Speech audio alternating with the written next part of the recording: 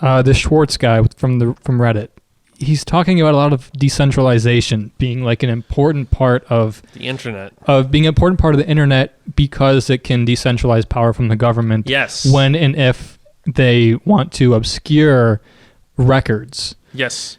That reminds me of things that are happening right now that we were thinking about talking about that have just been happening with the whole Spotify, Joe Rogan, Neil Young situation. Because Spotify, I'm beginning to realize, it's becoming more and more of like a centralized artistic platform. They want to be the only ones you can listen to music on, and podcasts. And that's not good, because then they're more prone to backlash for censorship, or for to know real backlash of their censorship. Right. Well, and the whole thing with the Joe Rogan thing, because they're like, it's such a wacky situation, because a lot of people, I shouldn't say a lot, I should say maybe 10%, maybe 5%, genuinely believe Joe Rogan is a transphobe.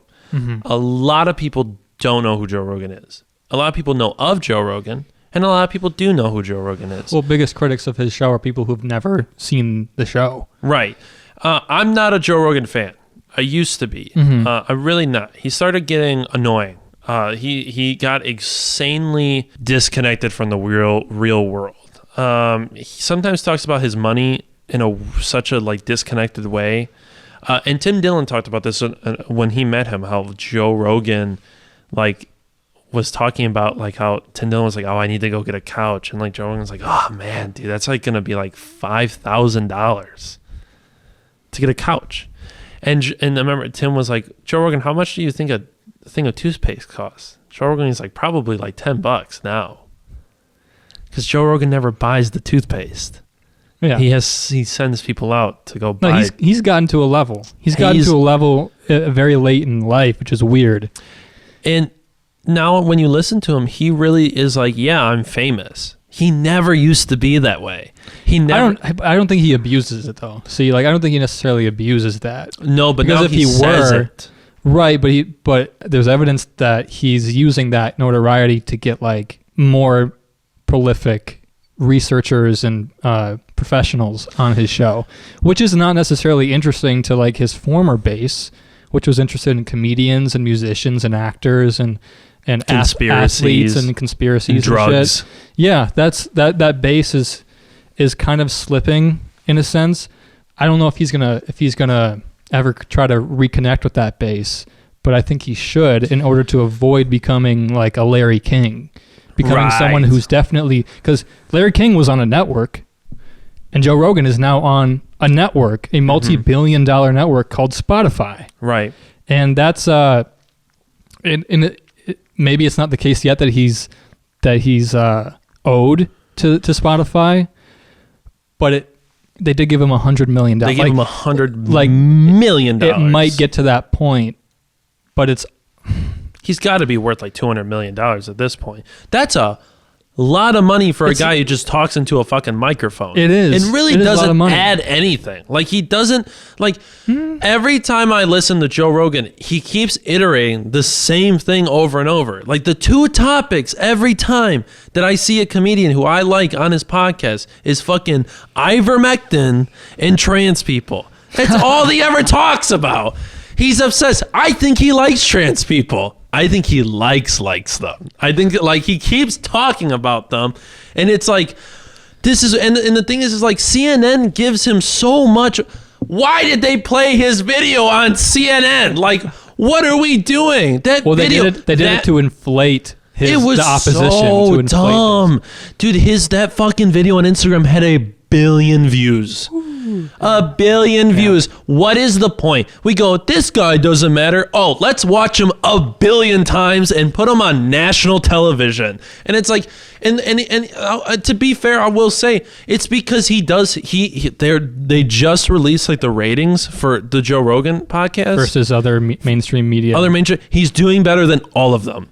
Which again, I get where this is the power base of media.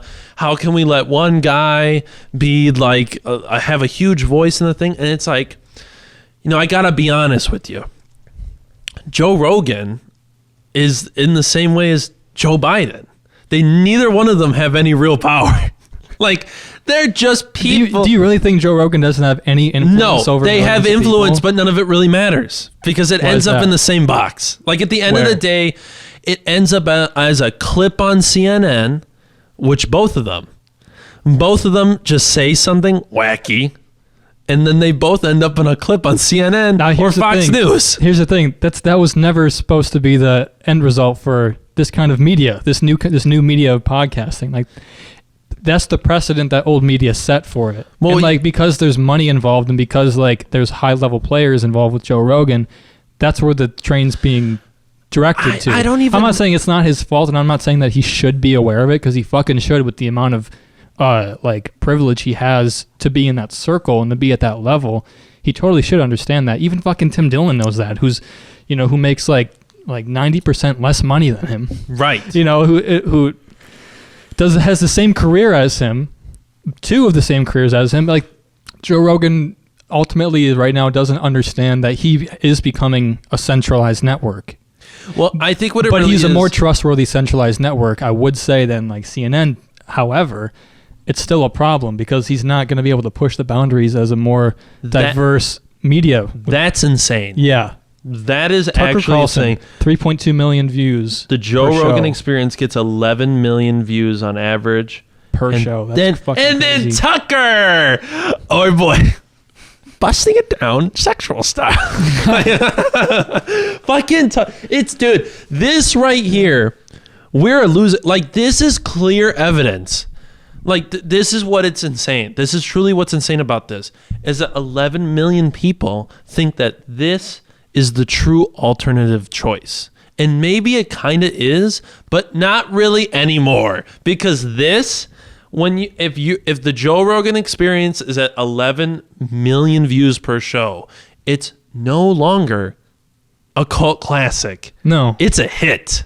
It's a cultural influencer. And It's like when everybody found out about David Lynch and Quentin Tarantino. It no longer became like this niche it's not artsy thing. anymore. No, because I keep this up because this is actually insane. Like, yeah. how is it that Joe Rogan has 3 times the next media person, the news media person? Almost and four. first of all, yeah. what's wrong with us? How is it Tucker?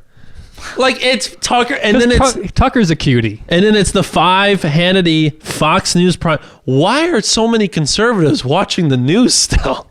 Libs get all of 'Cause their conservatives stuff are- from Facebook. And then it's- conservatives are older in a Yeah. sense too, and they're watching primetime more. Wow, CNN primetime average is less than 1 million people. That is hilarious. So we really are at that point where it's like when someone says, if someone talks on CNN, you can truly go, nobody cares, and the reviews show it. Our Because show has it more shows views than that.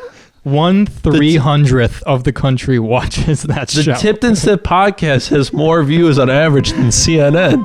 They just didn't include us in the list out of respect.